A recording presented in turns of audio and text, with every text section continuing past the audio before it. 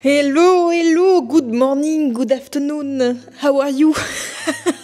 Bonjour, enchantée, je suis Louise Petrouchka et aujourd'hui, je viens partager avec vous comment je m'organise, comment je définis mes petits objectifs et comment je fais mes vision boards, bien que en vérité, je pense que je fais des vision boards comme tout le monde en allant sur Pinterest et en prenant des photos en tapant des mots-clés. Mais, je sais pas, j'ai envie de le partager, donc je le partage et je fais une vidéo, voilà ce qui se passe. En fait, ça fait plusieurs fois que j'en parle dans 4 quarts d'heure, qui est le podcast que je co-anime avec Kalindi, Camille et Alix. Et il y a souvent des gens qui me demandent comment je fais, qu'est-ce que c'est le 12 week year, enfin bref. J'ai parlé de plein de trucs d'organisation dans 4 quarts d'heure, et je me suis dit que c'était, comme 2025 débute, l'occasion de partager avec vous comment je m'organise. Sachant que déjà, premier disclaimer, avant toute chose, ce n'est pas obligé, d'accord ? Moi, je suis une personne angoissée par le vide de l'existence, et en plus, je suis une personne qui travaille en indépendance. En indépendant, je travaille seule, quoi. Et du coup, si j'ai pas d'objectif et de trucs un peu palpables de ce que j'ai envie de faire dans les prochains mois, je peux très facilement ne faire que regarder la Star Academy. Peut-être que moi, ça m'aide d'avoir des objectifs. Peut-être aussi que je me mets trop la presse dans la vie et que ça ne m'aide pas. Mais en attendant, ça fait 5 ans à peu près que je fais ce que j'appelle des yearly resets, car je suis tellement américaine et que j'ai regardé beaucoup trop de vidéos YouTube à ce propos. Mais donc, je tiens à préciser quand même, avant de commencer cette vidéo, que ce n'est pas obligé, qu'on peut très bien vivre notre vie sans avoir des objectifs à remplir à chaque instant, que parfois je le fais pas, voilà, simplement, parfois ça me saoule le c***, donc du coup j'ai décidé que je le faisais pas. Parfois je le fais puis je me tiens pas, enfin bref, voilà, donc no press, voilà, c'est ça que je veux vous dire. La société capitaliste souhaite nous faire avoir des objectifs afin d'être plus productifs, etc. Si votre objectif, c'est de dire à la société capitaliste d'aller se faire je trouve que c'est un excellent objectif. Je n'en suis malheureusement pas encore là dans ma vie personnelle. Et donc, j'ai décidé de vous partager comment est-ce que je me fais rouler dessus par le capital. Eh bien, sans plus tarder, commençons. This is my intro. This is my intro. This is my intro. Donc comment ça se passe de faire un petit yearly reset chez Louise Petrouchka? C'est simple, c'est la combinaison d'à peu près 150 000 vidéos YouTube regardées sur le sujet. Et donc, j'ai plus ou moins une liste de questions un peu carrées, auxquelles je réponds parfois et parfois je ne réponds pas. Par exemple, on est début 2025, j'aurais dû faire ce reset et je l'ai fait qu'à moitié et ce n'est pas très grave. Je vais vous partager tous les trucs que je fais et puis vous piochez ce qui vous intéresse et ce qui vous parle. D'accord ? On fait ça ? Super. La première chose, c'est de regarder ce qui s'est déjà passé. En général, j'ouvre mon agenda, mon application photo sur mon iPhone, ainsi que mes disques durs dans lesquels j'ai sauvegardé toutes mes photos de l'année, et mes archives de story Instagram. Avec ces applis, je regarde les 6 derniers mois ou l'année passée, suivant la régularité à laquelle vous faites vos bilans, entre guillemets. Je regarde tous les trucs que j'ai kiffé, mais genre vraiment tous les trucs que j'ai kiffé, c'est-à-dire il y a un coucher de soleil qui était joli, je note merci les couchers de soleil. C'est vraiment genre la liste de toutes les gratitudes, les trucs bêtes et méchants. Ça peut être manger une fondue avec ses copains, ça peut être rentrer chez ses parents et passer un bon moment, ça peut être tout et n'importe quoi. Je note vraiment plein de trucs. En général, j'ai une double page dans mes carnets où je dis genre merci telle année et j'écris tous les trucs qui sont arrivés, notamment genre par exemple comme moi je suis DJ, les festivals dans lesquels j'ai mixé, genre par exemple là ça pourrait être genre les Ardentes, j'ai mixé aux Ardentes cet été, c'était trop bien, mais ça peut aussi être des trucs vraiment random de la vie de tous les jours, genre je sais pas, trop contente d'avoir acheté une machine à café, mais t'es trop content d'avoir acheté ta machine à café, tu vois. Et je note aussi tous les trucs qui m'ont un peu cassé les couilles, pas forcément en détail, parce que pour le coup en général j'essaye de plus me focus sur le positif que le négatif, car sinon on est déprimé. Et avec cette liste, je fais 2 colonnes. Je fais un truc plus et un truc moins. Et j'essaie de voir, parmi tous les trucs que j'ai notés, qu'est-ce qui m'a apporté le plus de bonheur, genre vraiment largement. Genre par exemple, moi, passer du temps avec mes amis, faire à manger avec mon mec, mixer. C'est vraiment les trucs, je passe toujours des bons moments. Et à l'inverse, dans les moins, je vais mettre les trucs qui m'ont vraiment le plus cassé les couilles et pris la tête. Par exemple, l'administratif, voilà, qui est mon enfer sur Terre, comme celui de plein de gens, j'imagine. En général, ça me crée des angoisses, ça me fait me réveiller le matin à 6h du matin en me disant « Ah, est-ce que j'ai bien déclaré la TVA au bon endroit ?» Enfin bref, des trucs de merde. Et Du coup, ça, je le note pour me dire, l'année prochaine, qu'est-ce que je vais essayer de faire plus, ou en tout cas de continuer à faire, et qu'est-ce que je vais essayer d'arrêter de faire ou de faire moins. Genre, par exemple, l'administratif, est-ce que je pourrais pas déléguer à quelqu'un une partie de ce que je sais pas exactement faire correctement. Donc ça, c'est des exercices que j'ai récupérés sur la chaîne de Mushel B, qui est vraiment... qui était en tout cas pendant une période, je regardais beaucoup ses vidéos, maintenant j'ai un peu arrêté, mais elle a beaucoup fait de trucs autour de, justement, du dev perso et un peu de comment être la meilleure version de soi-même. Après, il y a des trucs que je fais en plus, mais il y a des questions qui me parlent plus ou moins suivant les périodes. Par exemple, pendant un temps, je détestais faire les roues de la vie, là. Le cercle avec les camemberts à l'intérieur qui représentent chacun une partie de ta vie et tu dois noter sur 10 chaque partie de ta vie, genre tes relations amicales, genre ta carrière, tes finances, ta famille, blablabla. Noter des parties de ma vie, ça me saoule. Donc j'ai décidé de faire le truc autrement, c'est-à-dire que là par exemple en début 2025, j'ai pas fait la liste des gratitudes de 2024, ce que je devrais faire parce qu'en vrai c'est toujours un truc que je trouve vraiment chouette à faire. Mais par contre, j'ai fait une roue de la vie là, avec différentes catégories de la life, et je note un objectif un peu à chaque truc. Laissez-moi être plus clair. Par exemple, là, cette année, j'ai fait genre finance. L'objectif, c'est d'avoir mon intermittence à la fin de l'année. Pour les amitiés, c'est genre, j'aimerais passer un week-end avec telle personne et passer du temps avec ma soeur. Et du coup, je vais essayer de les faire au cours de mon année. C'est pas genre tout dans le mois qui suit, quoi, sinon c'est compliqué.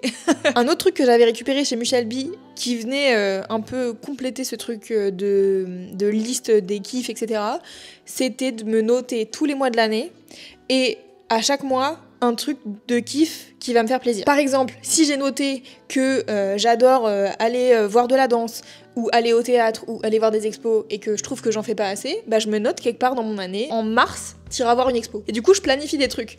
Genre, je me dis, je sais pas, au mois de juin, je vais en week-end chez ma sœur. Et donc, du coup, direct, ça me met un truc de, je l'ai noté dans mon agenda, je me suis dit, tiens, je vais envoyer un message à ma sœur tout de suite en lui disant en juin à quel moment je peux venir chez Watt. Et du coup, juste, ça me fait prévoir des trucs d'ores et déjà que je sais que je vais kiffer. Et un peu, genre, à chaque fois que je re-regarde cette liste, je suis là, ah oui, c'est vrai, genre, dans 2 mois, je vais voir tel spectacle, ça va être trop bien. Bon, une fois qu'on a fait le bilan de l'année, qu'est-ce qu'on fait? Comment on choisit ces objectifs si on a envie d'en avoir?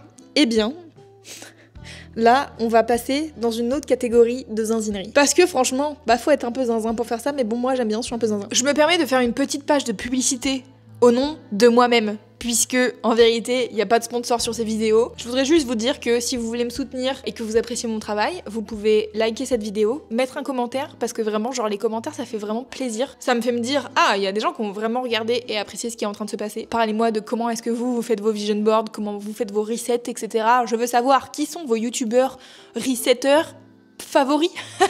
Dites-moi tout. Voilà, c'est tout ce que je voulais vous dire. Abonnez-vous à cette chaîne YouTube. Bonne continuation dans cette vidéo. J'ai regardé sur YouTube des vidéos assez vieilles d'un mec qui s'appelle Jim Rohn. Bon, si j'étais une personne judgmental, ce que je suis totalement, je me dirais c'est vraiment un vieux gars milliardaire qui essaye de donner des conseils de vie à des gens qui dépensent 1500 $ pour venir voir une de ses conférences. Ce qui est probablement très vrai, on va pas se mentir. Mais j'ai regardé des vidéos YouTube et je me suis dit, en vrai, bonne idée. Donc si jamais ça vous dit de faire ça, n'hésitez pas à le faire. C'est à nouveau pas obligatoire, vous regardez cette vidéo de votre plein gré. Donc Jim Rohn, qu'est-ce qu'il dit? Faites une liste de 50 objectifs, pas moins, 50. Donc déjà, faut avoir un petit peu d'imagination, mais c'est pas mal parce que tu te dis genre tout ce qui te passe par la tête, tu le mets sur la liste quoi. Moi sur ma liste, j'ai vraiment genre travailler avec Rosalia et faire un don du sang. Donc on est vraiment sur 2 poids 2 mesures. Une fois que tu as fait cette liste de 50 objectifs, tu vas noter à côté des objectifs en combien de temps c'est faisable. C'est-à-dire, est-ce que c'est un truc qui va être fait cette année? Est-ce que c'est un truc plus sur le long terme, genre d'ici 5 ans j'aimerais avoir fait ça?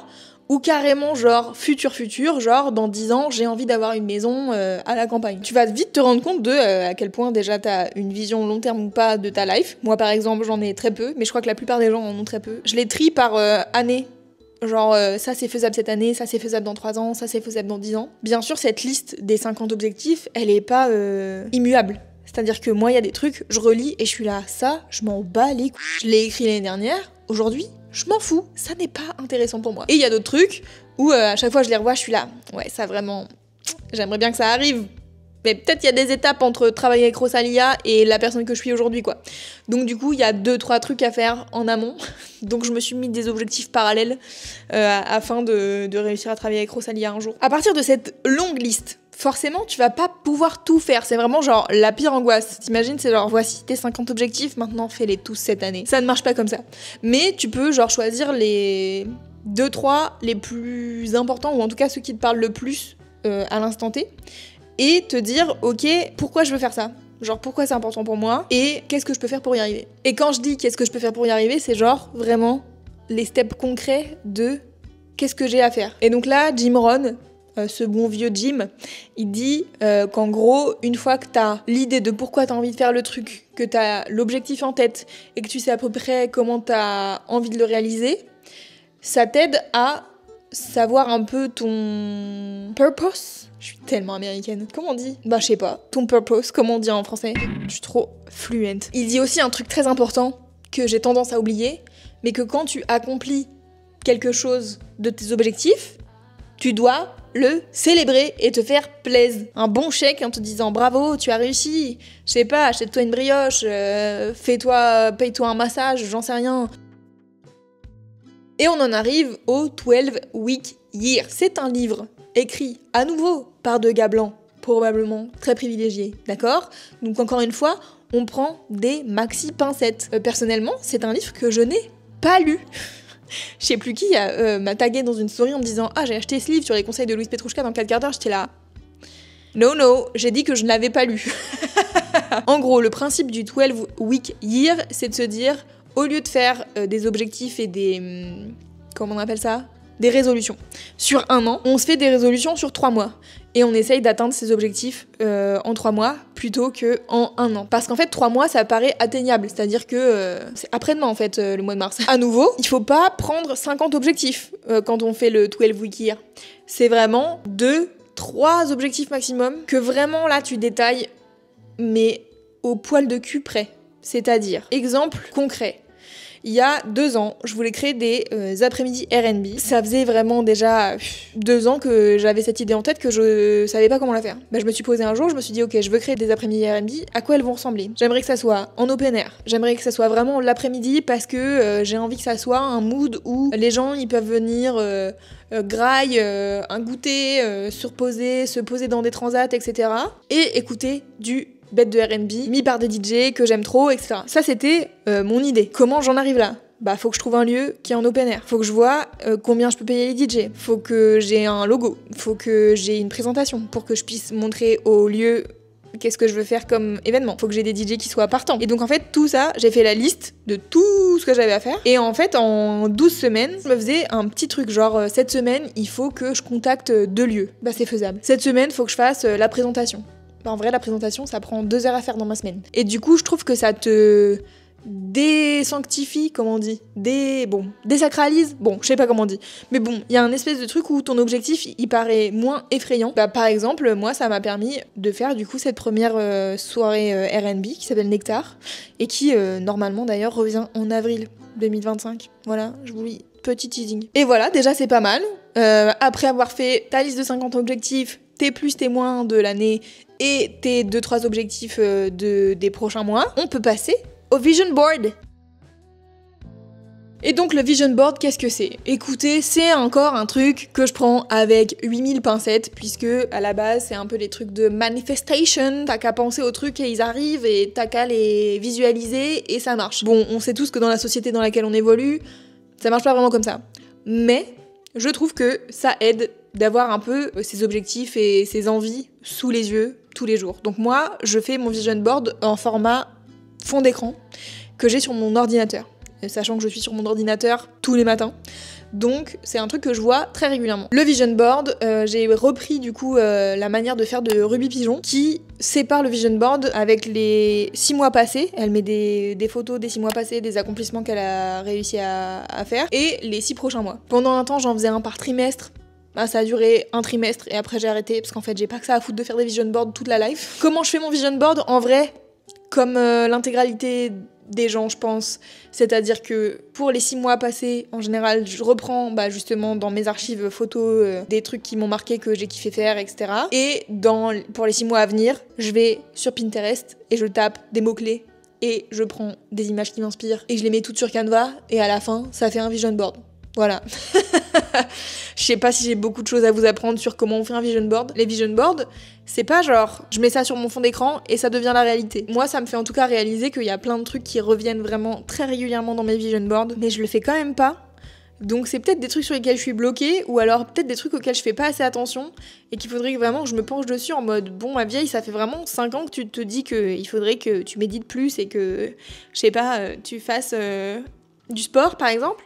Bon peut-être il est temps de le faire quoi. Il y a des fois, je sens en regardant les vision boards à l'ancienne comment je me mets la pression pour rien quoi. Apprendre le piano, l'espagnol et faire du yoga en même temps. Ma sœur déjà fait un truc au lieu de vouloir tout faire. Peut-être. Je sais pas, hein.